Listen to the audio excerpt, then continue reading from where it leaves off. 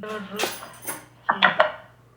sí, sabemos que tú estás, te pedimos que la hermana César le ayudes para que nos dé la clase y nosotros lo podamos entender, Señor, y que todo lo que nos diga lo respetamos para tener el brazo. Damos por tu Espíritu Santo nos acompañe. No, tú te doy gracias. Amén. Amén. Ok, vamos a ver. Nos habíamos quedado en que cuando Jesús bendice a los niños y después, acto seguido, estaba cuando el joven rico le dice al Señor que quiere ser su seguidor, pero que al último pues ya no se anima porque él siente que perdería mucho porque él era un joven rico. Entonces ya habíamos cubierto hasta el capítulo 19 y vamos a partir de Mateo 20, vamos a seguir con la enseñanza de la palabra, de lo que el Señor nos está mostrando. Gelita, empiezas por favor con el obrero de la viña. Ajá, ¿hasta dónde lo leo? Toda esa parábola, por favor. Los obreros de la Ok, viña. dice, ajá, dice, porque el reino de los cielos es semejante a un hombre, padre de familia, que salió por la mañana a contratar obreros para su viña, y habiendo convenido con los obreros en un denario al día, los envió a su viña. Saliendo cerca de la hora tercera del día, vio a otros que estaban en la plaza desocupados, y les dijo, id también vosotros a mi viña, y os daré lo que sea justo. Y ellos fueron. Salió otra vez cerca de la hora sexta y novena, hizo lo mismo. Y saliendo cerca de la hora undécima, halló a otros que estaban desocupados y les dijo, ¿por qué estáis aquí todo el día desocupados? Le dijeron, porque nadie nos ha contratado. Él les dijo, id también vosotros a la villa y recibiréis lo que sea justo. Cuando llegó la noche, el señor de la viña dijo a su mayordomo, llama a los obreros y págale el jornal, comenzando desde los postreros hasta los primeros.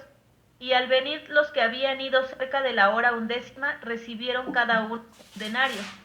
Al venir también los primeros, pensaron que habían de recibir más, pero también ellos recibieron cada uno un denario. Y al recibir, murmuraban contra el padre de familia, diciendo, estos postreros han trabajado una sola hora, y lo han hecho igual a nosotros, y los has hecho iguales a nosotros, que hemos soportado la carga y el calor del día. Él respondiendo dijo a uno de ellos, digo, no te, no te hago agravio, ¿no conveniste conmigo en un denario? Todo lo que es tuyo y vete. Pero quiero dar a este postrero como a ti. ¿No me es lícito hacer lo que yo quiera con lo mío? ¿O tienes tú envidia porque yo soy bueno? Así, postreros, postreros primeros, porque muchos son llamados, mas pocos escogidos. Obviamente, del final del capítulo 19 está haciendo un enlace hacia el capítulo 20, de tal manera que cuando vemos en el 19 versículos 28, vemos que el Señor les dice, de cierto os digo que en la regeneración, cuando el Hijo del Hombre se siente en el trono de su gloria, o sea, cuando ya hayamos sido redimidos y estemos sentados en el trono con el Señor Jesucristo esté sentado en su trono, dice, vosotros que me habéis seguido, también os sentaréis sobre 12 tronos para juzgar a las 12 tribus de Israel. Entonces ahí le está diciendo a los apóstoles que ellos también van a juzgar a las 12 tribus y que van a ser parte de los diferentes santos que van a estar gobernando al mundo.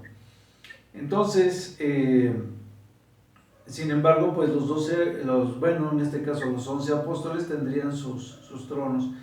Entonces dice, y cualquiera que haya dejado casa, su hermano, su hermana, su padre o madre o mujer o hijos o tierras, por mi nombre recibirá 100 veces más y heredará la vida eterna, ¿no?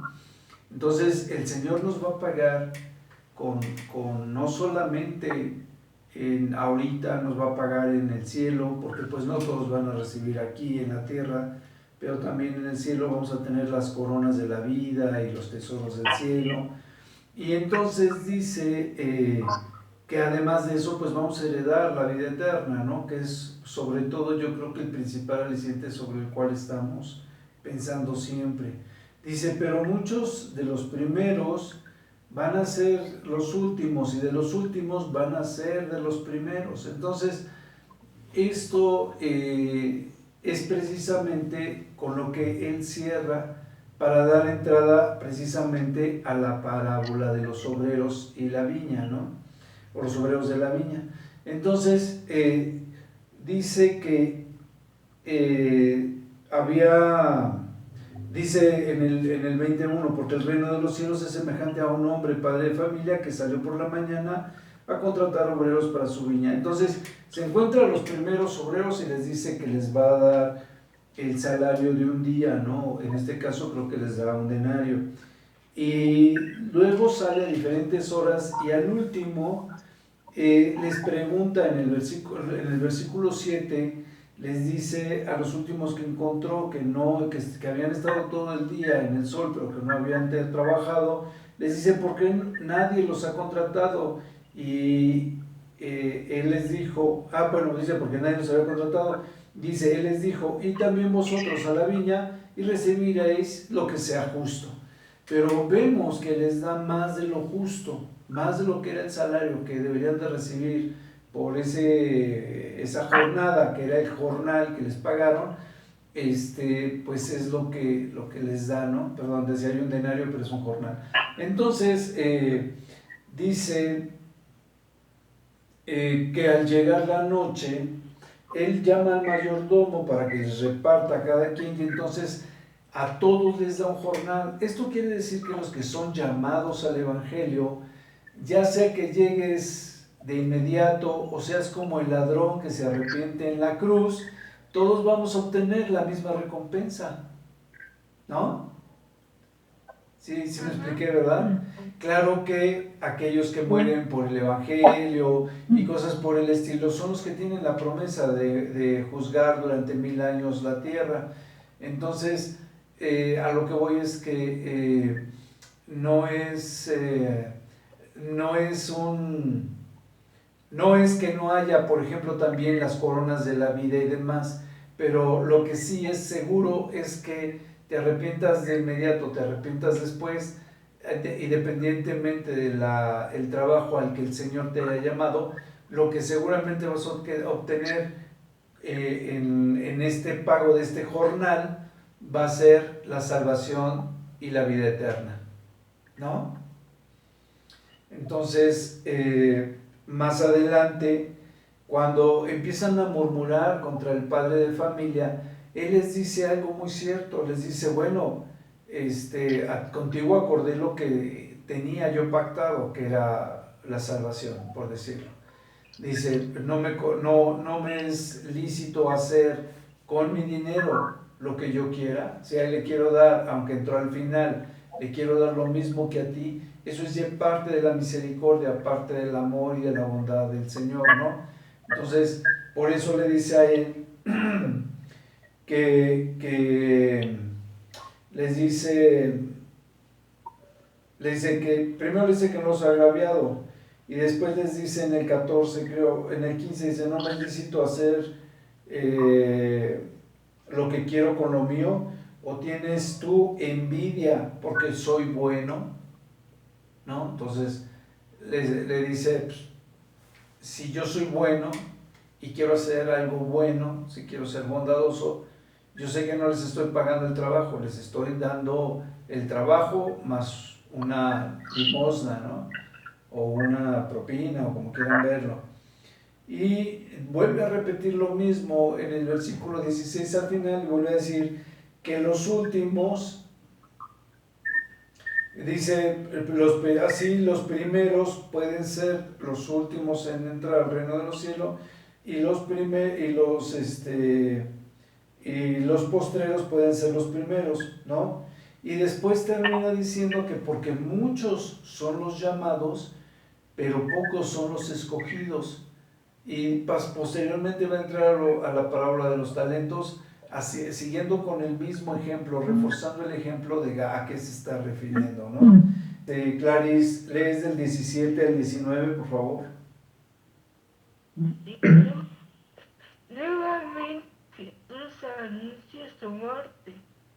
Subiendo Jesús a Jerusalén, tomó a sus 12 discípulos aparte en el camino y les dijo: He aquí subimos a Jerusalén, y el Hijo del Hombre será entregado a los principales sacerdotes y a los escribas, y le condenarán a muerte, y le entregarán a los gentiles para que le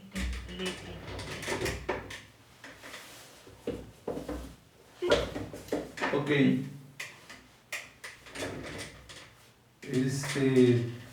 ¿Sí lo terminaste, Clarice? No, mas al tercer día resucitará. Ya. Ok. Sí, como que sentí que no habías terminado. Dije, a lo mejor se cortó la señal.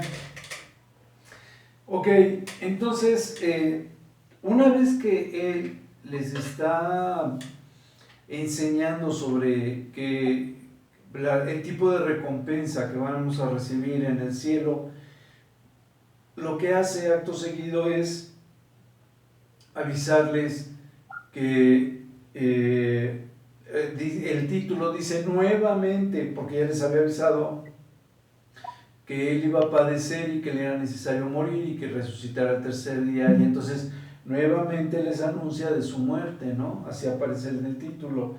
Y entonces él, cuando suben a Jerusalén, les vuelve a decir, toma los 12 discípulos, porque eran varios los que lo seguían, toma varios de los discípulos y les dice, ¿no? He aquí, subimos a Jerusalén, y el Hijo del Hombre, les vuelvo a decir, cuando se refería al Hijo del Hombre, ya hacía un énfasis a que Él era el Mesías, era el Cristo. Les dice, el Hijo del Hombre será entregado a los principales sacerdotes. Entonces, iba a ser entregado a los sacerdotes, iba a ser entregado a los escribas, le iban a condenar a muerte, y además le iban a entregar a los gentiles, que en este caso era el Imperio Romano, para que le escarnecieran o martirizaran hasta la muerte, ¿no? Le azotaran y crucificasen, como dice aquí. Y dice entonces que al tercer día, una vez que él muera, que al tercer día él va a resucitar. Entonces, aquí no menciona tanto, dice que lo van a condenar a muerte, pero no dice que él morirá. Sin embargo, para que hubiese la resurrección, pues sí tenía que haber muerto, ¿no? Entonces les dice como consecuencia, bueno, y a consecuencia de todo eso, al tercer día voy a resucitar. Entonces, ahora sí, Gaby, por favor, del 20 al 28. Sí, dice, petición de Santiago y de Juan.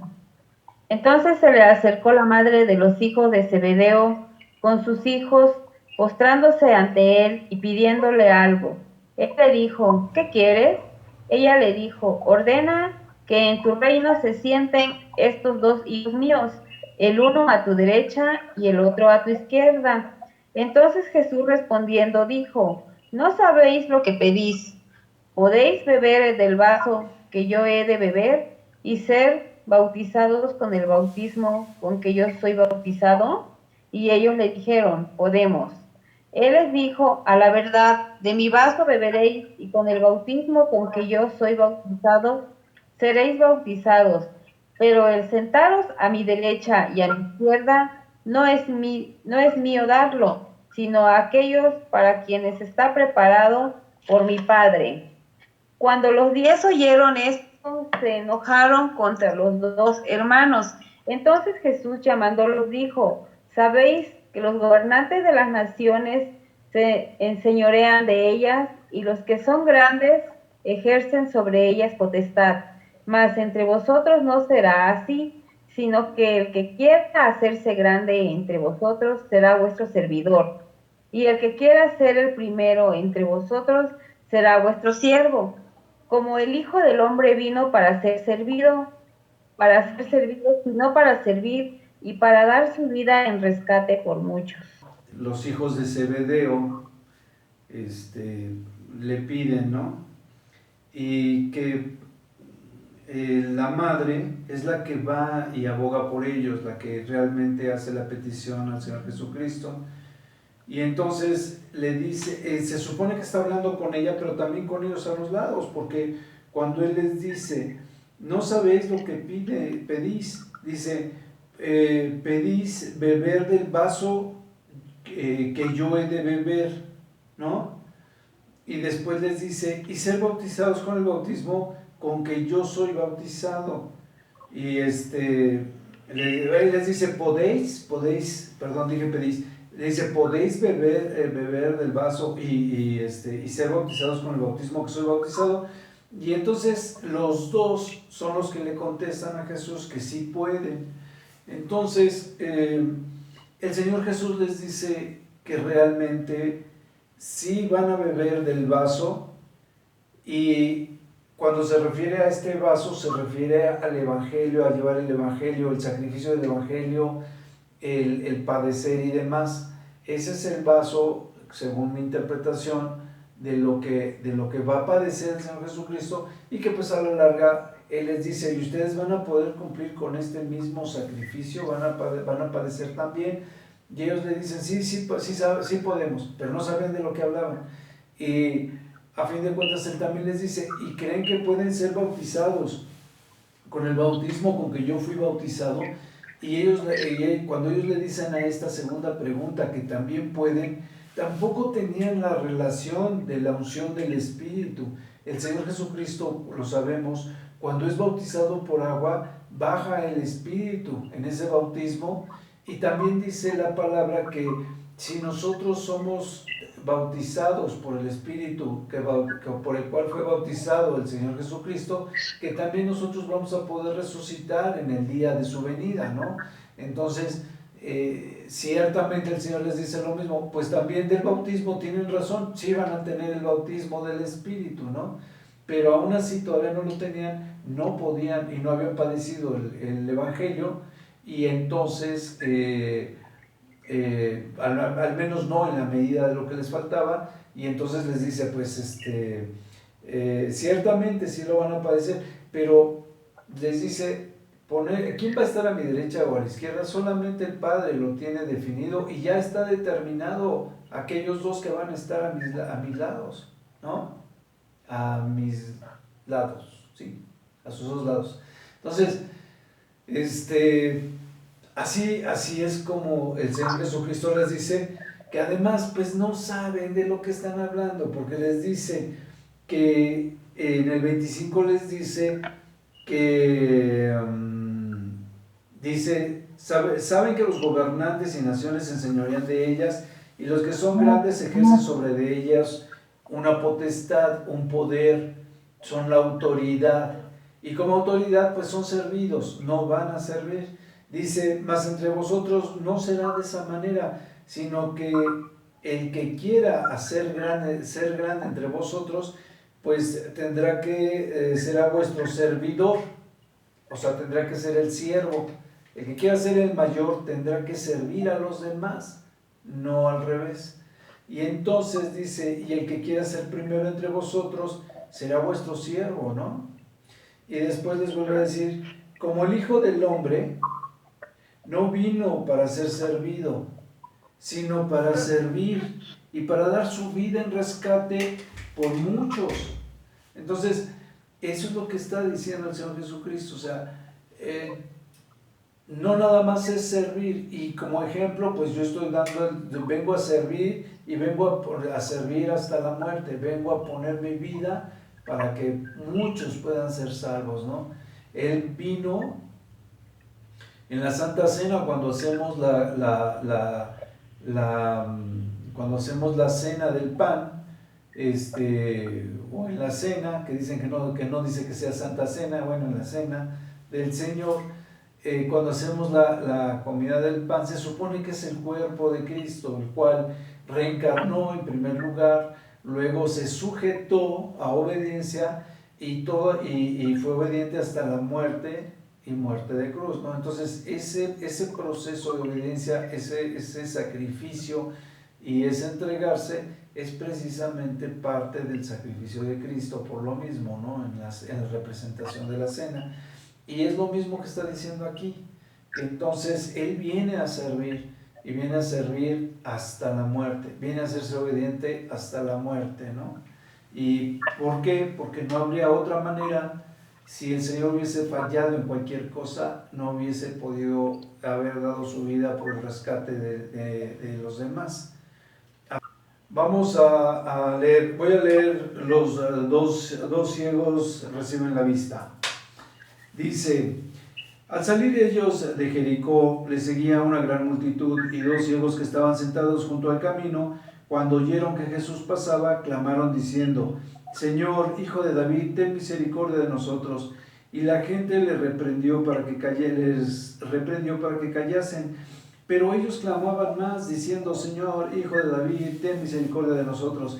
Y deteniéndose Jesús los llamó y les dijo: ¿qué queréis que os haga? Y ellos le dijeron: Señor, que sean abiertos nuestros ojos. Entonces Jesús, compadecido, les tocó los ojos, y enseguida recibieron la vista y le siguieron. Aquí lo único que voy a decir es que muchas veces el Señor Jesucristo no necesitaba ni siquiera preguntar, y lo hemos visto en varias ocasiones. Ya sabe de qué adolecen y demás.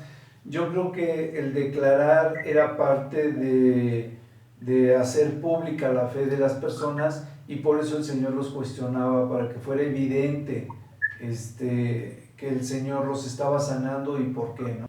El deseo de ellos, porque dice que iban y clamaban, le gritaban, Sí, ¿no? sí. Tanto así que gente les decía que se callaran. Entonces, digo, o sea, sí tiene razón. Una parte es la evidencia del milagro que él puede hacer, pero otro es el hecho de que nosotros lo pidamos, como siempre nos ha... dice, pues yo ya sé antes de que me lo pidas, Sí. pero tú qué quieres, ¿no? O sea, es el deseo que también tenemos nosotros, y pues a quién se lo pedimos, porque no iban con cualquiera, decían Jesús, hijo de David, ¿no? O sea, sabían a quién se estaban refiriendo. Sí, también es un punto muy importante, ¿no? Creo yo. Sí, que cuando ellos estaban diciendo hijo de David, no estaban teniendo fe en un profeta cualquiera, no estaban teniendo fe en un maestro cualquiera, estaban teniendo fe en el Mesías, el hijo de David, que estaba profetizado para venir como el Mesías. Y como decíamos, a fin de cuentas, parte de lo que tendría que manifestar ellos es que tenían fe, que sabían que Él podía curarles, ¿no? Y para que fuera evidente ante todos los que les rodeaban. Porque bueno, como dice al principio del versículo 29, dice, le seguía una gran multitud. O sea, era muy importante el hecho de que se hiciera manifiesto todo el hecho, ¿no? Todo lo que hemos platicado. Aquí lleva Angelita. ¿De dónde Cesarín? Del 1 al 11, porfa. Es cierto, Alonso. Dice, la entrada triunfal en Jerusalén. Cuando se acercaron a Jerusalén y vinieron a Betfagé, al monte de los olivos, Jesús envió 2 discípulos, diciéndoles, id a la aldea que está enfrente de vosotros, y luego hallaréis una asna atada y un pollino con ella. Desatadla y traédmelos. Y si alguien os dijere algo, decid, el Señor los necesita, y luego los enviará. Todo esto aconteció para que se cumpliese lo dicho por el profeta cuando dijo: Decid a la hija de Sión, he aquí, tu rey viene a ti, manso y sentado sobre un asna, sobre un pollino, hijo de animal de carga. Y los discípulos fueron e hicieron como Jesús les mandó, y trajeron el asna y el pollino, y pusieron sobre ellos sus mantos, y él se sentó encima. Y la multitud, que era muy numerosa, tendían sus mantos en el camino, y otros cortaban ramas de los árboles y las tendían en el camino. Y la gente que iba delante y la que iba detrás aclamaba diciendo: Hosana al Hijo de David, bendito el que viene en el nombre del Señor, Hosana en las alturas. Cuando entró él en Jerusalén, toda la ciudad se conmovió diciendo: ¿Quién es este? Y la gente decía: Este es Jesús el profeta, de Nazaret de Galilea. Para empezar, ellos vienen a Betfagé y te dice que es la entrada que está por el Monte de los Olivos. Entonces ellos, ¿se acuerdan que yo les platicaba que estaba en el centro de Jerusalén? Estaba el Monte Moriah, estaba el Monte de los Olivos y estaba el otro era Belén, no me acuerdo cómo se llamaba. El caso es que siempre se me olvida, no sé por qué, yo creo por lo fácil el caso es que enfrente estaban los montes, uno de un lado, el otro del otro, enfrente del templo, ¿no? Entonces, Es el monte de Sión, hermano. el monte El de monte Sión, de Moriah, siempre se monte me de los olvida. olivos, el monte de Sión. Sí, el monte de Sión. Siempre se me olvida el monte de Sión, no sé por qué. Pero bueno, el caso es que entonces ellos antes de entrar a la ciudad, porque todo lo que estaba bardeado era lo principal de la ciudad, que era donde parte del templo y todo esto, entonces llegan ellos y antes de entrar manda el Señor Jesucristo a que vayan por el pollino, ¿no? Para que se cumpliese la profecía que estaba escrita en Ezequiel 9. Entonces, es Ezequiel, en Zacarías 9. Entonces, así es como se cumple esta profecía que decía que la hija de Sión dice: he aquí tu rey viene a ti manso y sentado sobre un asna, sobre un pollino, hijo de animal de carga. Y ya lo hemos platicado, ¿no? Hay una infinidad de profecías. Mucha gente dice que son alrededor de 300 profecías sobre Jesucristo. Hay quien dice que son 300 profecías nada más como el Mesías humilde y faltan otras tantas profecías como el Mesías reinante. Pero hay quienes dicen que son 300 profecías, más o menos, digamos, unas 150 como el humilde y 150 como el reinante. Y alguna vez, no recuerdo si en una predicación o una enseñanza, les decía yo que las probabilidades de cada profecía es un cero aumentado a la ley de probabilidades, ¿no? Entonces, por ejemplo, el hecho de que él hubiese nacido en Jerusalén, como estaba profetizado, era una probabilidad de más de una entre 10, pero digamos que fuera una entre 10. El hecho de que fuese crucificado aumenta la probabilidad de 1 a 100 por las variedades que pueden haber. Y el hecho de que hubiese sido vendido por 30 monedas de plata, por ser la tercera probabilidad, le aumenta un 0, y entonces las probabilidades es de 1 a 1000, y así sucesivamente. Entonces, imagínense una probabilidad entre 1 con 150 ceros o 300 ceros, la inmensa probabilidad que podría ser, ¿no? Entonces, 1 en 1.000.000 es una con 6 probabilidades diferentes. Entonces, pues es bastante considerable. Entonces, sin embargo, el Señor Jesucristo cumple con esta profecía también, y espero también haber sido claro en las probabilidades, en la ley de probabilidades. Entonces, el caso es que se cumple esta profecía, Y obviamente entra como ese Mesías humilde, ¿no?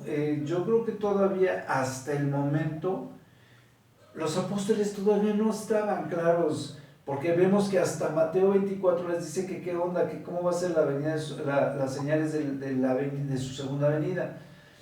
Entonces, yo creo que para entonces ya más o menos les alcanzan a entender, porque él ya les había dicho que hasta el momento había sido como un Mesías humilde y le faltaba todavía resucitar, ¿no? Entonces ellos no sabían si inmediatamente después de su resurrección él se iba a manifestar o cuándo, y entonces vemos que en Mateo 24 pues ellos hacen la pregunta, ¿no? Pero a lo que voy es que esta parte de las profecías se van cumpliendo. Él manda a traer el pollino para que se cumpliese la profecía, y entonces una vez en el pollino ellos ponen sus mantos sobre el animal, se monta el Señor Jesucristo y entonces hace la entrada, lo que se considera la entrada triunfal en los cristianos, ¿no? Pero, y así está titulado, ¿no? Dice la entrada triunfal en Jerusalén. Entonces, sin embargo, la otra parte que quiero comentar aquí es que la gente, una vez más, ya le preguntaban de continuo si él era el Mesías, que si él venía y él se manifestaba así en el templo cuando daba evidencia. La gente ya rumoraba que él era el Mesías. Vimos que cuando hicieron el llamado a los apóstoles, el hermano de Pedro, creo, ya le había dicho que él podía ser el Mesías. Entonces ya lo identificaban mucha gente como el Mesías o como un profeta, ¿no? Muchos, como habíamos platicado, preguntan que quién es considerado. Unos dicen que es el profeta Elías y así sucesivamente. Entonces, el caso es que la gente ya lo tenía perfectamente identificado, y entonces se junta una gran multitud para recibirlo en Jerusalén. Y entonces dice que tendían los mantos en el camino y cortaban ramas de los árboles y las tendían en el camino para pues hacer como una especie de alfombra para esta entrada triunfal, porque lo reconocían como rey, lo reconocían como el Mesías. Ya se acuerdan que estaba profetizado que él era el rey de los judíos, ¿no? Entonces, y más adelante cuando lo van a crucificar le vuelven a hacer la pregunta de si él es el rey de los judíos. Entonces lo están dando un recibimiento de rey, y dice, y la gente iba delante de él y la que iba detrás la aclamaba, ¿no? Diciendo, Hosana al hijo de David, bendito el que viene en el nombre del Señor, Hosana en las alturas, ¿no? O sea, gloria a Dios, gloria al hijo de David. Dice, cuando entró el Señor Jesucristo en Jerusalén, toda la ciudad se conmovió diciendo, ¿quién es este? ¿No? La multitud que ya venía con él, más la que le recibió y haciendo esta entrada, la gente en Jerusalén que se suponía que le conocían al Señor Jesucristo, dicen, ¿y quién es este, no? Entonces decían, este es Jesús, el profeta de Nazaret de Galilea, ¿no?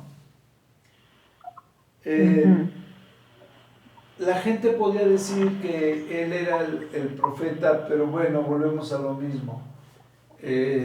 Al decir que era el hijo de David, volvemos a lo mismo. No era precisamente la alabanza al profeta, era la alabanza al Mesías, que ellos ya reconocían como el Mesías. Así como fue su entrada triunfal al templo, así cuando él venga, lo mismo deberíamos de hacer nosotros, y así como la gente le decía Hosana, Hosana, ajá, así deberíamos decir nosotros, ¿no? El día que él venga. Cuando él venga, Gaby, si nosotros estamos vivos, yo te aseguro que todos vamos a levantar las manos y decir, aquí estoy. En cuanto ellos la trompeta, luego decir, aquí estoy. No te O olvides. morimos de miedo, ¿no? Sí, sí, todo, todo. Yo creo que van a ser una multitud de emociones, ¿no? Entonces, pero lo Sí. primero que vamos a hacer es, antes de que allá se pase lista, cuando aquí se pase lista. Aquí Ándale, dice las profecías, ¿se acuerdan que lo leímos? Levanta tu rostro al cielo, levanta tu vista al cielo porque ha llegado tu redención, ¿no? Entonces, Erguíos pues, porque vuestra redención está cerca. Ajá. sí, porque nuestra redención está cerca. Entonces, lo más seguro es que mínimo levantemos la cara, pero yo creo que hasta las manos, y vamos a estar dando de brincos de que ya vámonos, a que me transformo, ¿no? Ya vámonos. Entonces, va a ser algo muy padre, va a ser algo muy padre. Estemos donde estemos, lo vamos a disfrutar grandemente. Si Dios así lo permite, por supuesto. Así es. Luego viene la purificación del templo. Oscar, ¿lees la purificación del templo, por favor, brother? En el 21:12. Al entrar Jesús en el templo de Dios, expulsó de ahí a todos los que vendían y compraban en el templo, y volcó las mesas de los cambistas y las sillas de los que vendían palomas, y les dijo: está escrito, mi casa será llamada casa de oración, pero ustedes han hecho de ella una cueva de ladrones. Mientras Jesús estaba en el templo, algunos ciegos y cojos se acercaron a él y lo sanó. Pero al ver las cosas maravillosas que hacía y que los muchachos lo aclamaban en el templo y decían: Hosana al Hijo de David, los principales sacerdotes y los escribas se indignaron y le dijeron: oye lo que estos dicen. Y Jesús les dijo: lo oigo. ¿Acaso ustedes nunca leyeron? De la boca de los niños y de los que aman, perfeccionaste la alabanza. Y dejándolo se fue de la ciudad a Betania, donde pasó la noche. Arráncate. Pero que ya no sean pelos, porque ya no tengo de dónde agarrarme. Entonces, dice así: entra Jesús al templo, ya había entrado a la ciudad, ya había sido alabado, y lo seguían alabando seguramente. Entonces, él al entrar al templo, ve con indignación que pues hay campistas y demás, y que hay unas sillas donde venden palomitas de maíz y todo este tipo de cosas, y entonces les dice, lo de palomitas es chiste, venden palomas, ¿no? Para los sacrificios y todo esto, que eran las que intercambiaban. ¿De dónde se la sacó? ¿De dónde se sacó lo de palomita de maíz? Es que para Y eran palomas con alitas. Sí, eran las que, entonces... Dije, ¿de dónde se la sacó lo de palomita? Muchas gentes dicen que lo que sucedía en aquel entonces es que llegaba alguien que iba a presentar un sacrificio y generalmente te decía: no, es que este animal tiene este defecto, pero si tú me das una lana de coleada, te doy este otro animal que ya no tiene defecto, ¿no? Y así también, ya sea animales o las palomas, si tú llegabas sin la paloma para el sacrificio, pues ellos te vendían una paloma que no fuese de tu propiedad, y simplemente con ella pues ya podías hacer tu sacrificio, ¿no? Como lo estipulaba la ley. Entonces, por eso el Señor se indigna, porque ya se había hecho un mercadeo en lugar de ser algo, una casa de oración, como era lo que debería de ser el templo, ¿no? Con más solemnidad y otras cosas. Entonces el Señor se molesta y empieza a volcar las mesas. En otros vamos a ver que hace un atado de cuerdas y con eso les pega y cosas por el estilo. Vale, aparentemente no fue gran cosa en esta parte de Mateo, en la descripción de Mateo, pero bueno, vemos más adelante que pues sí fue algo bastante laborioso, bastante entretenido, bastante largo, durante un buen tiempo, pero no tenemos la asociación de que haya sido poco después de la entrada triunfal, y sin embargo en Mateo parece que así es la entrada triunfal, viene con la gente, y en ese momento él vuelca mesas y demás y les reclama que el templo se haya convertido en un mercado en lugar de una casa de oración. Y entonces, después de esto, dentro de la multitud había ciegos, cojos, y él los sana, ¿no? Y entonces los mismos jóvenes vuelven otra vez a alabarlo, a engrandecerlo y a decir Hosana al hijo de David, ¿no? Entonces, obviamente vuelvo a lo mismo. Cuando se hablaba del hijo de David, se hablaba del Mesías, obviamente. Ahorita les digo, cuando los principales sacerdotes y los escribas oyen que lo están exaltando como el Mesías, por supuesto que ellos se indignan, porque ellos no reconocían que Jesucristo hubiese sido el Mesías. Entonces, ellos se indignan y le dicen, a él mismo le dicen, ¿ya oíste? Como diciendo, oye, te están diciendo que tú eres el Mesías, ¿por qué no les pones un alto? ¿Por qué no los sacas de su error? Y entonces el Señor Jesucristo les dice, sí, les dice, sí lo oí. Dice, ¿nunca leíste que de la boca de los niños y de los que maman perfeccionó la alabanza? Entonces, el Señor, vuelvo a lo mismo, ya ven que capítulos anteriores había dicho el Señor que teníamos que ser como niños. Yo les decía que parte de esa inocencia que tenemos como niños es que aceptas las cosas así como te las presentan, tú las aceptas. Si son buenas o son malas, si son verdad o son mentiras, como niño tú las aceptas porque das por hecho que las cosas son como te las está diciendo otra persona, ¿no? Entonces, eso les permite a los niños tener toda la facilidad de ver que las cosas que está haciendo el Señor Jesucristo solamente las podía hacer el Mesías. Y de lo que se hablaba de que él era seguramente el Mesías, de eso mismo él, o los niños, perdón, daban testimonio, ¿no? A través de su palabra, ¿no? A través de sus alabanzas. Y por eso mismo es que se perfecciona la alabanza en la boca de los niños, porque pues en primer lugar está la alabanza del niño es con inocencia, es con una entrega total, es con cosas muy santas, muy naturales. Y bueno, esto lo vemos cuando nosotros llegamos a ver a un niño que está adorando o que está leyendo, un niño pequeño, la verdad es que es algo bien padre, es algo que ver que un niño tenga esa fe, que ver que un niño tenga esa comprensión de la palabra, o que la alcance a razonar, es algo muy padre, ¿no? Bueno, al menos a mí esa impresión me da, no sé si a ustedes les cause la misma impresión. Entonces el Señor Jesucristo, una vez que les hace esta aclaración de que pues necesitan ser como niños, o que los niños está perfeccionada la alabanza, por eso es que ellos se dan cuenta de que Él es el Mesías, en pocas palabras se los da a entender. Y entonces lo que hace es que pues se sale fuera de la ciudad, ¿no? Y se va a Betania y ahí se queda por un tiempo. El versículo 16 que acaba de leer, que dice de la boca de los niños y de los que maman perfeccionaste la alabanza. Este versículo es del Salmo 8, hermano. Sí, ya no lo comenté yo, pero sí.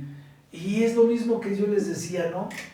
Cuando hablábamos de las profecías, decíamos que a veces puede ser un pasaje muy, como que no lo entiendes muy bien y que está referido a una profecía. Y aquí lo que está haciendo referente no es a una profecía, pero sí está haciendo referencia a una parte muy importante de la adoración y de la alabanza dentro de la iglesia, ¿no? Entonces,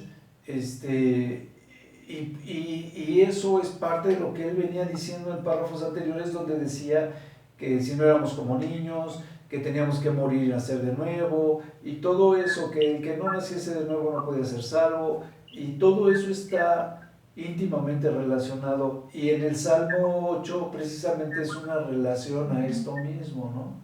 Bueno, a esto que dice el Señor Jesucristo, que es lo que Él venía diciendo ya desde versículos anteriores o capítulos anteriores. Y sí, tienes razón, Gaby, muy buena observación, se me había olvidado comentarlo. La maldición de la higuera estéril. Clarice, ¿lo lees, por favor? Sí, la maldición condición de Lisbeth estéril.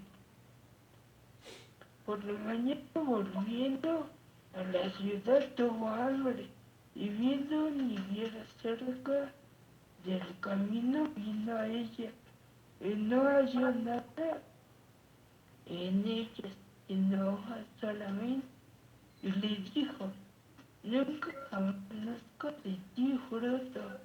Y luego se reía. Viendo esto, los discípulos decían, maravillados: ¿cómo es que se secó enseguida la higuera? Respondiendo, les dijo: de cierto os digo, que si tuviereis fe y no dudaréis, no solo haréis esto de la higuera, sino que si a este monte dijere: quítate y échate en el mar, será hecho. Y todo lo que pidiere, creyendo, lo recibiréis. Entonces, él ya se había ido a Betania y por la mañana, vuelven otra vez a la ciudad, ¿no? Al regresar él se encuentra esta higuera, que en otros pasajes dice que la higuera no era temporada de higos. Sin embargo, el Señor se molesta porque nunca más nazca de ti fruto, y luego se secó, ¿no? En algunos pasajes dice que cuando ellos vienen de regreso es cuando la higuera está seca, pero en otros está pues ahí cuando está seca. Entonces, ellos decían maravillados que cómo es que se había secado la higuera, ¿no? Y el Señor Jesucristo les dice que si tuvieran fe y no tuvieran dudas, no solo podían hacer cosas como la de la higuera, sino también decirle al monte que se quitase de donde estaba y que se echase en el mar, y que eso sucedería ciertamente. Y que todo lo que pidieran en oración y creyendo, lo van a recibir. Entonces, esto es algo muy, muy interesante. A veces la Biblia dice que pedimos y pedimos mal, y que no pedimos conforme a los propósitos de Dios. Entonces, en este caso yo creo que el Señor Jesucristo deja como que muy abierta la situación esta de que pues lo que no recibes es porque no lo pides con fe, ¿no? Y aquí sí abarcaría todo, y yo creo que está en cierta manera como que mal interpretado si nosotros tomaríamos esto de la forma tan literal. Ciertamente las cosas las podemos hacer y tenemos la palabra y la promesa del Señor de la que las cosas se cumplen de acuerdo a lo que nosotros pedimos. Pero yo sí soy una persona que cree fielmente o firmemente en que las cosas que debemos de pedir, en su mayoría deben de estar bajo el propósito de Dios. No podemos decirle nada más a un monte que se eche a la mar, porque en un momento dado tal vez podríamos estar tentando a Dios, como cuando le dice Satanás al Señor Jesucristo que le diga a las piedras que se conviertan en pan. El Señor Jesucristo, lo comentamos, sabía que podía hacerlo. Él se sabía, el Hijo de Dios, no solamente podía, sino que pudo hacer lo mismo cuando llenó las canastas y de pan y de peces en 2 ocasiones, ¿no? Entonces, cuando el Señor Jesucristo se niega a hacer eso, es porque sabe que podría estar tentando a Dios. Y lo mismo sucede, en cierta forma, la Biblia no la podemos interpretar con 2 versículos o 3 versículos, sino que siempre tenemos que agarrar todo el contexto de la Biblia. Por eso es importante que leamos toda la Biblia. Agarrar todo el contexto de la Biblia nos da mucho más mucho más certeza de lo que leemos, nos da mucho más firmeza, nos permite saber en qué momento nosotros podemos podemos pedirle a Dios, o podemos ordenar ciertas acciones, o podemos pedir con poder, pedir con autoridad, pedir con el respaldo de la palabra del Señor. Entonces, esto se cultiva, esto se fortalece con el conocimiento de la palabra, para saber que esto que dice el Señor Jesucristo sí opera, pero no por gustillo, no por nada más pedir, sino debe de tener un propósito con respecto al carácter de Dios. ¿Leíste, verdad, Angelita? Hermano Entonces, César, mande. por ejemplo, bueno, mi punto de vista, ¿no? Por ejemplo, de la higuera, podíamos ser nosotros como la higuera, porque si no damos frutos, el día que el Señor venga, o va a buscar nuestros frutos, y nosotros no tenemos frutos que darle, ¿qué nos va a decir? Que te echen No va a algo de ser como fuego. la higuera, nos va a hacer como la higuera.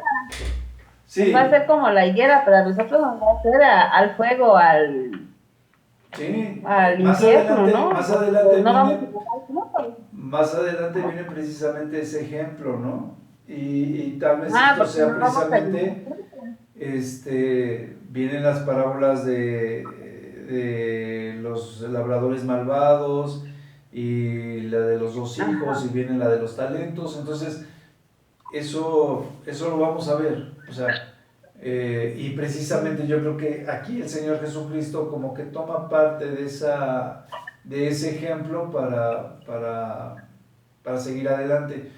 Y sí, mucha gente, muchos hermanos, muchos pastores basan también en sus predicaciones en este tipo de pasajes, donde ellos aclaran que efectivamente, pues, aquel árbol que no da fruto, como dice el Señor, pues va a ser cortado, ¿no?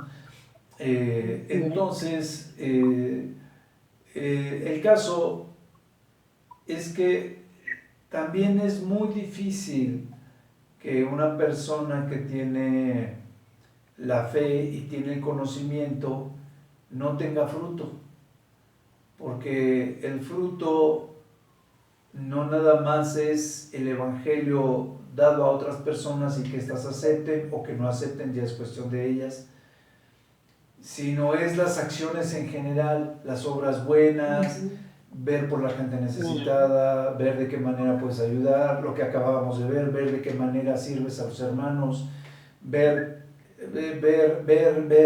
¿no? Que estar siempre haciendo aquello que el Señor te manda hacer. Por eso cuando le dicen, en tu nombre echamos fuera demonios y demás, dice, apartados de mí, hacedores de maldad no los conozco, porque es otro contexto. Una persona que hace el mal, al que está apartado, al que ya recibió la palabra, al que tiene fe, con el simple hecho de tener fe, como alguna vez creo que lo prediqué en Joyas, tienes la fe, cuando empiezas, estás entendiendo apenas el concepto de que Cristo murió por tus pecados, pero conforme te vas metiendo, todo lo que dice la Biblia se te va esclareciendo, y después lo que aprendes en la historia, en la geografía, en todo empieza a tener una relación con lo que es Dios y lo que es Dios para ti, y entonces pues es prácticamente imposible que no tengas algún tipo de actividad o de acción que no esté conforme a la voluntad de Dios, ¿no? Y hay el otro pasaje que alguna vez también les leímos, que decía, aun cuando nuestras obras sean pasadas por fuego y sean reprobadas, aún así seremos salvos. Pero ¿cuál es la base? Pues que primero tienes que tener realmente fe y estar tratando de ser sujeto a la voluntad de Dios, ¿no? Ok. Iba a leer Gaby, ¿verdad? ¿Ya leíste, Gaby? Acabas de leer, ¿verdad? No. ¿No? Entonces lee, Gaby. La autoridad de Jesús. La autoridad de Jesús. Cuando vino al templo, los principales sacerdotes y los ancianos del pueblo se acercaron a él mientras enseñaba y le dijeron, ¿con qué autoridad haces estas cosas? ¿Y quién te dio esa autoridad? Respondiendo Jesús les dijo, yo también os haré una pregunta y si me la contestáis, también yo os diré con qué autoridad hago estas cosas. El bautismo de Juan, ¿de dónde era? ¿Del cielo o de los hombres? Ellos entonces discutían entre sí diciendo, si decimos el cielo nos dirá, ¿por qué pues no le creísteis? Y si decimos de los hombres, tememos al pueblo, porque todos tienen a Juan por profeta. Y respondiendo a Jesús dijeron, no sabemos. Y él también les dijo, tampoco yo os digo con qué autoridad hago estas cosas. Sí, pues, Está muy... sí, como decimos, la facilidad que tenían, sí, Sí. sí, se las aplica porque como él ya sabe lo que va a pasar. Su parte de Dios ya sabe, como Dios ya sabe lo que va a pasar, ¿no? Entonces, ya sabía cuando murmuraban de él, ya sabía cuando se secreteaban, los planes que tenían. Entonces, y este es un caso más. Ya sabía lo que le iban a preguntar y ya sabía qué decirles. Entonces, cuando ellos le dicen que con qué autoridad se acercan los principales sacerdotes y los ancianos y dicen que con qué autoridad él enseñaba, fíjense, o sea, como que diciendo, pues si tú no eres ni anciano ni eres un sacerdote o un gran sacerdote de los principales sacerdotes, dice, ¿con qué autoridad estás enseñando? Y entonces él les dice, ¿quieren que hablemos de autoridades? Dice, va, dice, les voy a hacer una pregunta y si ustedes me contestan, pues con eso mismo les voy a contestar yo. Les dice, si Juan bautizaba, ¿con qué autoridad bautizaba Juan, no? Si era del cielo o era de los hombres el bautismo de Juan. Y entonces ellos no le pueden contestar, o saben que no le van a contestar porque si decían que era del cielo, él les iba a decir, si era del cielo, ¿por qué ustedes no le creyeron a Juan el Bautista cuando estaba diciendo que ustedes se arrepintieran de sus pecados? ¿No? Si era del cielo, si era divino, ¿por qué no se arrepintieron? Y por otro lado, si les decían ellos que eran de los hombres, como todo mundo sabía que Juan era profeta, porque tenía también ciertos milagros y cosas por el estilo en sus saberes, entonces la gente pues se les iba a echar encima, ¿no? Y entonces la salida más fácil es, no, pues no sabemos, pues yo tampoco sé, pero lo hago, ¿no? O sea, con la misma autoridad que lo hacía Juan, con esa misma autoridad lo hago yo y no, tampoco tengo idea. Entonces, así es como lo resolvió el Señor. Pero ¿qué os parece? Un hombre tenía 2 hijos y acercándose al primero le dijo, hijo, ve hoy a trabajar en mi viña. Respondiendo el hijo, dijo, no quiero, pero después arrepentido fue. Y acercándose al otro le dijo de la misma manera, y respondiendo él dijo, sí, Señor, voy, y no fue. Dice, ¿cuál de los dos hizo la voluntad de su padre? Dijeron ellos, el primero. Jesús les dijo, de cierto os digo que los publicanos y las rameras van delante de vosotros al reino de Dios. Porque vino a vosotros Juan en camino de justicia y no le creísteis, pero los publicanos y las rameras le creyeron y vosotros, viendo esto, no os arrepentisteis después para creerle. Bueno, vuelvo a lo mismo. Aparentemente el Señor Jesucristo ya había dejado atrás a los principales sacerdotes y a los ancianos, pero no, después de que les dice que Él tampoco les va a decir con qué autoridad lo hace, les vuelve a referir a ellos, les vuelve a decir lo mismo. Les dice, ¿pero qué les parece? Dice, un hombre tenía 2 hijos, ¿no? Se acerca el primero y el primero le dice que no lo va a hacer y lo hace, y el segundo le dice que sí lo va a hacer y no lo hace. Dice, ¿cuál de los dos hace la voluntad? Pues el que a fin de cuentas termina haciendo lo que el papá le pide. Y entonces él les dice, pues ciertamente les digo, los publicanos y las rameras van delante al reino de los cielos antes que ustedes, ¿no? Imagínense, le está diciendo a los ancianos y le está diciendo a los principales sacerdotes que los publicanos y las rameras les llevan la ventaja. Dice, porque cuando vino Juan el Bautista y les habló, No le creí. ellos sí le creyeron, pero ustedes no. Y ellos sí se arrepintieron, pero ustedes no. A pesar de ver que ellos se estaban convirtiendo en sus pecados, no le creyeron. Y entonces dice, como ustedes siguen con sus pecados, pero aquellos ya están limpios de pecado, pues aquellos van delante de ustedes. La parábola, los labradores malvados. Pues vas, Gelita, ya que estás apuntándote. Dice, labradores malvados. Parábola. Hubo un hombre, padre de familia, el cual plantó una viña, la cercó de vallado, cavó en ella un lagar, edificó una torre y la arrendó a unos labradores y se fue lejos. Y cuando se acercó el tiempo de los frutos, envió sus siervos a los labradores para que recibieran sus frutos.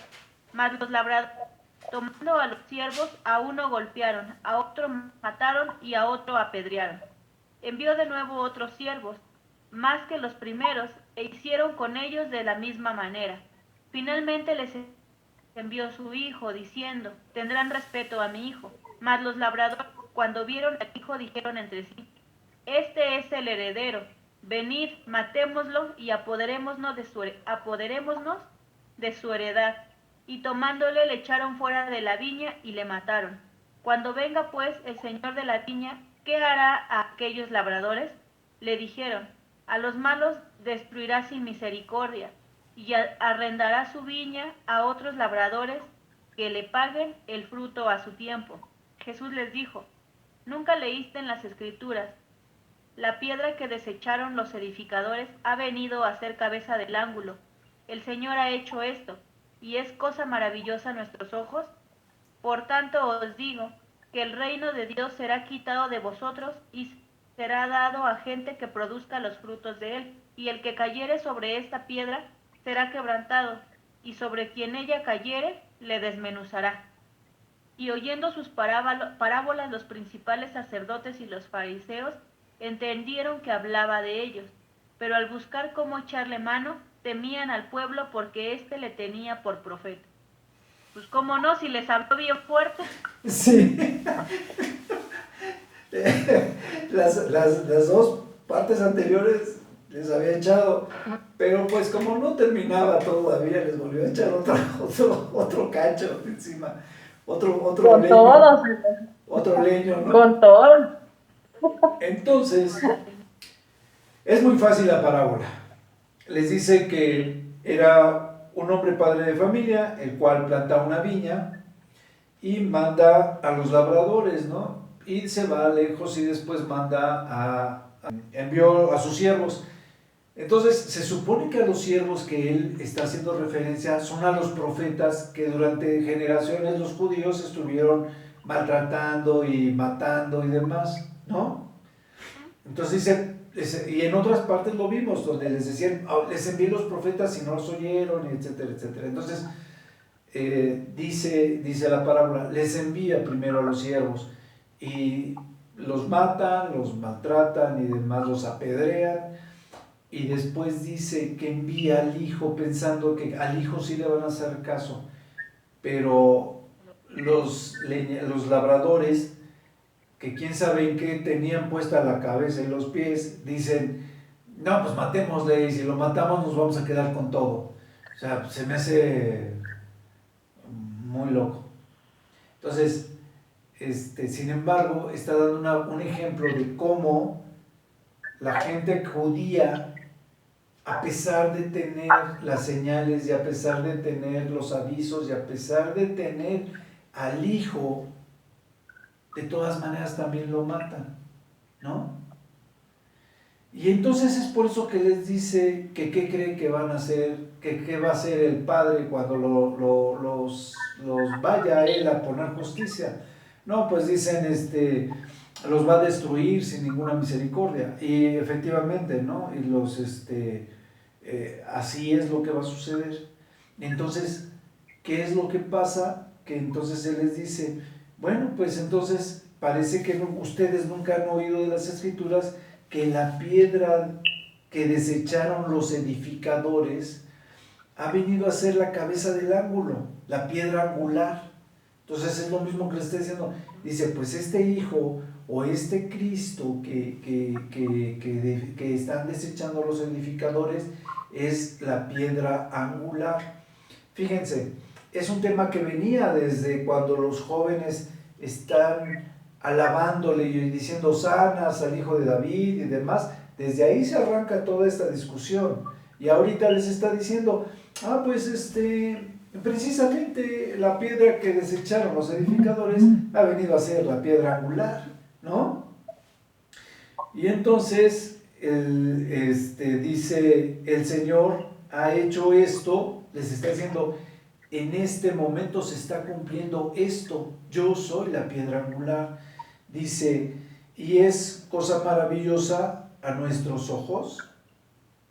Si se fijan, les está diciendo que, o sea, se está cumpliendo la profecía y todavía no la pueden comprender, como diciéndoles, pues que no conocen las Escrituras, qué es lo que están pensando, no alcanzan a entender lo que está pasando alrededor de ustedes.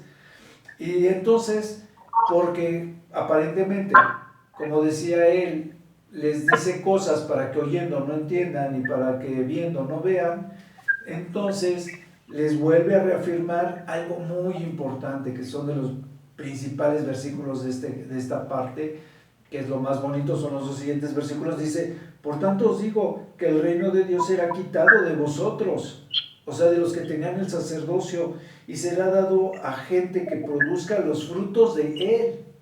Gente que sí sepa de qué está hablando, gente que sí sepa de qué está trabajando, gente que sí tenga una relación con Dios.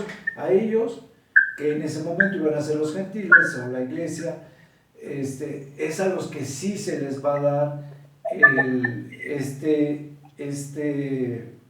conocimiento, esta sabiduría, ¿no? Esta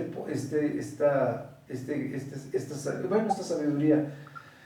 Dice, y el que cayere sobre esta piedra será quebrantado, y sobre quien ella cayere le desmenuzará. Nosotros tenemos que ser transformados por la piedra angular, tenemos que ser edificados arriba de la piedra angular, tenemos que ser muertos y volver a nacer, como lo dijo el Señor Jesucristo en varias ocasiones, y no lo podemos hacer mientras no sepamos o no estemos conscientes de lo que Cristo significa en nuestras vidas, del sacrificio de Cristo, o de que efectivamente Cristo es el Hijo de Dios. ¿Sí lo entienden así o lo entienden de otra manera? Ok, entonces lo entienden los principales sacerdotes y también lo entienden los fariseos, y al comprender entienden que también está hablando de ellos, que ellos son los que van a ser también desmenuzados por esta piedra, van a ser enjuiciados y van a ser sentenciados.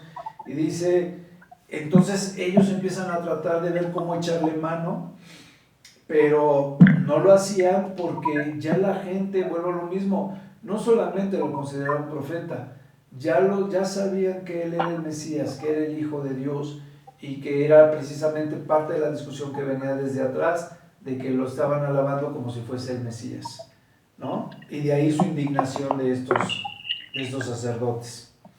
Ok, vamos a leer la siguiente. Gaby, ¿te lees lo que sigue de la 22? Ok. Dice, parábola de la fiesta de bodas. Respondiendo Jesús, les volvió a hablar en parábolas, diciendo, el reino de los cielos es semejante a un rey que hizo fiesta de bodas a su hijo, y envió a sus siervos a llamar a los convidados a las bodas, mas éstos no quisieron venir.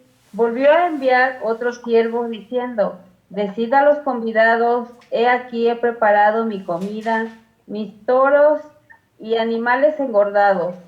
Han sido muertos y todo está dispuesto, venid a las bodas. Mas ellos sin hacer caso se fueron uno a su labranza y otro a sus negocios. Y otros tomando a los siervos los enfrentaron y los mataron.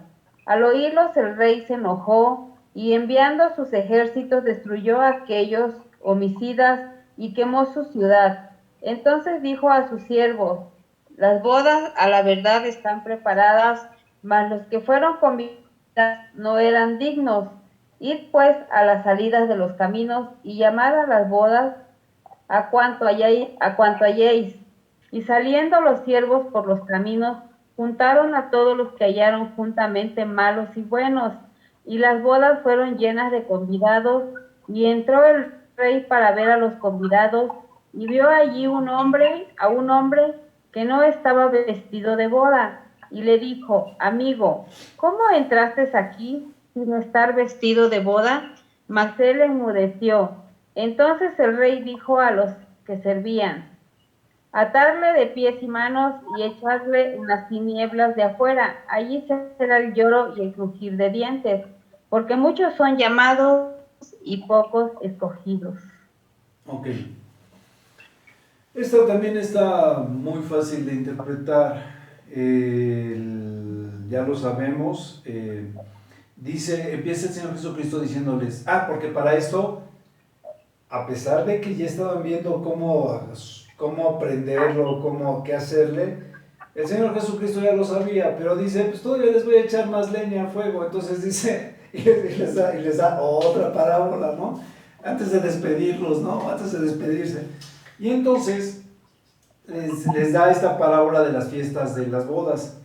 Y entonces les dice el Señor que el reino de los cielos es semejante a una fiesta de bodas de su hijo, de un rey.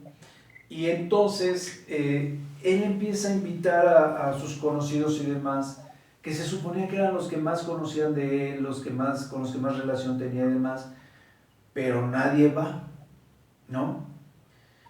Entonces dice el 5, mas ellos sin hacer caso se fueron unos a la labranza y otros a sus negocios y demás. Entonces, cuando él manda a sus siervos, pues algunos de los siervos los matan. Cuando el rey se entera de esto, se enoja y entonces les dice que envía sus ejércitos para destruir a los homicidas, ¿no?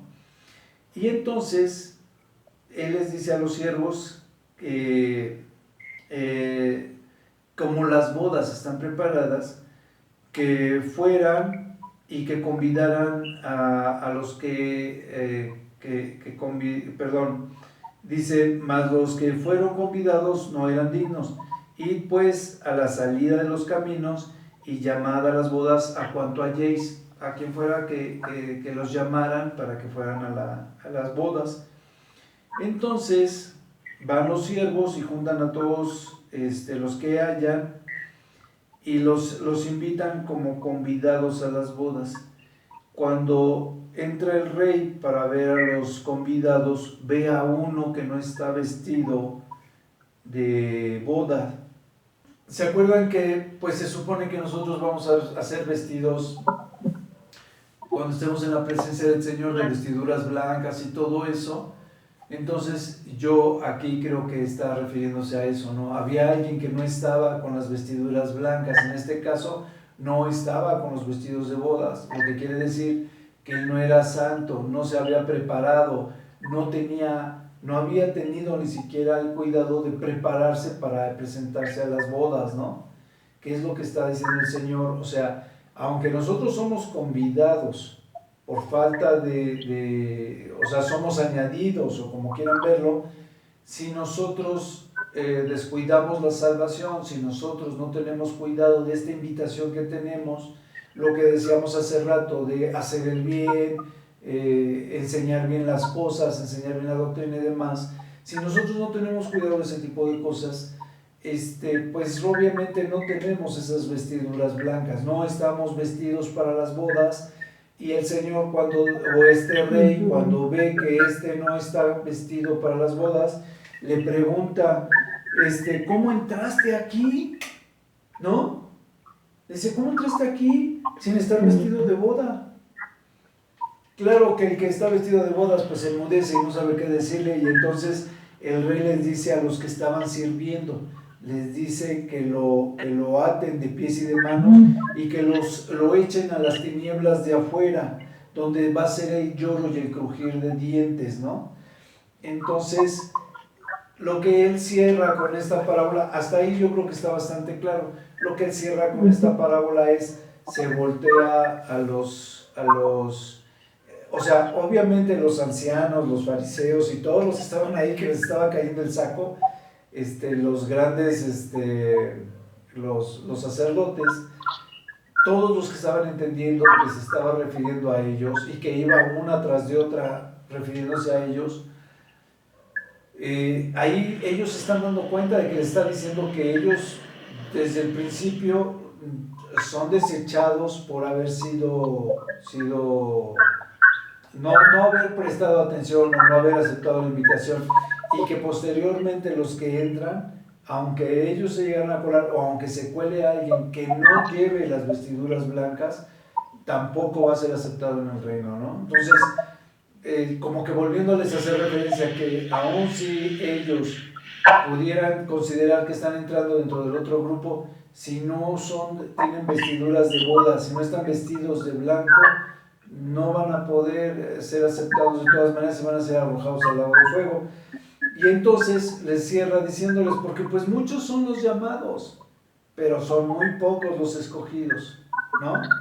Muchos van a escuchar la palabra, muchos la van a poder entender, muchos van a ser anatemas, muchos a pesar de haber creído o malentendido la palabra y después de hacer lo que quieran en su vida y no procurar el bien, no tener una verdadera relación, a fin de cuentas pues van a ser desechados, ¿no? Van a ser echados también al lago de fuego. Y eso es lo que les está diciendo, que esta persona que estaba vestida de ropas no de bodas, era uno de esos que habían sido llamados, que habían entendido, que sabían de la palabra, como le pasaba a los fariseos, como le pasaba a los escribas, a los sacerdotes, a los ancianos, y que a fin de cuentas iban a terminar siendo echados al lago de fuego. Ok, pues ahí la dejamos. Bueno. Ok, vamos a orar. Oras, por favor, Gelita, para despedirnos. Sí. Bendito Señor Jesús, damos muchas gracias por esta noche, Señor. Gracias porque nos das la oportunidad de reunirnos, Señor, de escuchar tu palabra, de escudriñar tu escritura, Señor. Gracias por las parábolas que pues nos has enseñado el día de hoy, Señor. La verdad es que creo que has abierto el corazón de cada uno, Señor, y nuestra mente, y nos dejas ver, Señor, que pues tenemos que estar preparados, Señor, porque ciertamente tú no tardas en venir, Señor. Tu promesa es cierta, Señor, y tú eres verdad. Te doy gracias porque nos das la oportunidad de escoger, de escucharte, Señor, de atender, Señor, y te pido que pues no solamente nos dejes ser oidores, Señor, sino que nos enseñes, Señor, a hacer tu palabra, Señor, a ser hacedores de esa palabra, Señor, y permanecer en tus caminos. Te doy gracias, Señor, por la vida de César, Señor, porque pues tú le das la fortaleza, Señor, y aún en tiempos difíciles, Señor, pues él dispone su corazón, Señor, para enseñarnos, Señor, para dar clases, Señor, y te doy gracias por ello. Te doy gracias por cada una de las familias que estamos aquí, Señor, por aquellas que no pudieron integrarse, Señor, y por aquellas aún que pues tú pongas en sus corazones, Señor, el deseo de reunirse, Señor, y de aprender cada día más de ti. Te doy gracias, Señor, y pongo este tiempo en tus manos, Señor, y te pido que si es tu voluntad nos permitas reunirnos, Señor, nuevamente otra semana, Señor, que bendigas la vida de cada uno de mis hermanos, Señor, nuestros trabajos, Señor, nuestra salud, y que seas tú, Señor, en todo momento nosotros. Te doy gracias en el nombre maravilloso de tu Hijo Jesús. Amén. Amén. Amén. Bueno, pues estamos despedidos, hermanos. Que Dios les bendiga. Saludos a sus familias. Gracias. Y bendiciones. Nos vemos. Apagó el teléfono. Hasta luego, César. Hasta luego. Nos vemos. Bendiciones. Igualmente. Que Dios les bendiga. Saludos a todos. Gracias. Igualmente. Bye. Cesarín, Bye. cuídate. Sí, gracias.